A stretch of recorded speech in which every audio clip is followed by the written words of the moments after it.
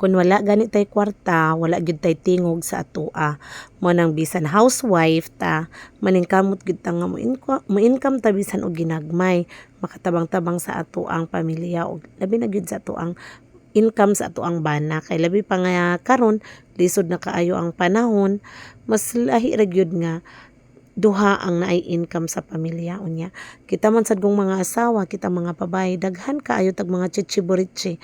Bisag na natay pulbos o ganahan patag laing pulbos, na natay pink nga lipstick, ganahan tag red nga lipstick, ganahan tag maroon, ganahan tag brown, ganahan tag pink.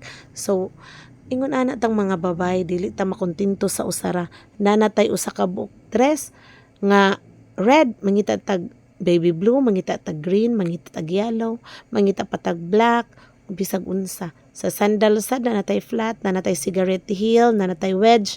O daghan kayo tag mga gusto. So pero kung wala tay trabaho, wala jud tay tingog sa atoa, mauwaw ta mo palit sa ato ang gusto, kay lagi wala man tay atoa. Pareha gani nako napagagyud ko'y trabaho ha, pero dili man gani tanan akong gusto akong napalit.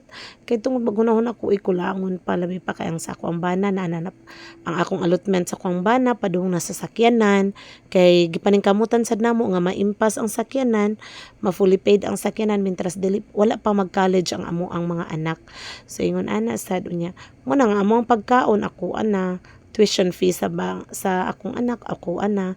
So mao na ingon ana, mo nang ako maningkamot sa jud kong anak ako akay usahay sad baya, dili ta ka sabot sad usahay sa mga istorya sa tuang bana. No mura sag feel na to, mura ta og gipamuyboy na baka ha, ingon ana ba, natay usahay girls nga di ta makasabot usahay sad sa atoa tungod siguro sa changes sa tong hormones. Ingon ana, mo nang dali ratang mahiubos, dali ratang manluod. Pero kung naatay ato ang kaugalingon nga income, lahi ra gyud siya. Kana bang mapaminaw sad ba ang ato ang tingog kay o pareha na ako mayon ra ba jud ko nga wala ko nimo buhi ha. Wala ba ko nimo buhi ug unsa sa niyas ato sa ning duha. So walay hawd na tong duha. Kitang duha ang hawd, dili ka hawd nako. So actually pa ano, naadyo na sa Bible nga kita kunong mga babae submissive.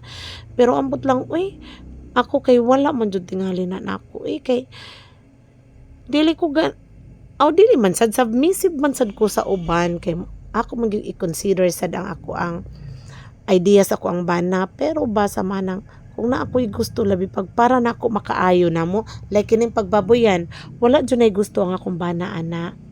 Pero para na ako dyan yung i-push through, kay nga naman ang pagpangabro dili na permanente. Ang pagkasiman hangtod lang na ang imong lawas ug ang imong edad, mukuyog pa na nimo, maayo pa ka, productive pa ka, pero sa panahon nga dili na. So mo nang nangandam ko na ako giandam na nga tindahan para puhon ko din na siya mularga o naanay tinan iyang bantayan na sa ibabuyan nga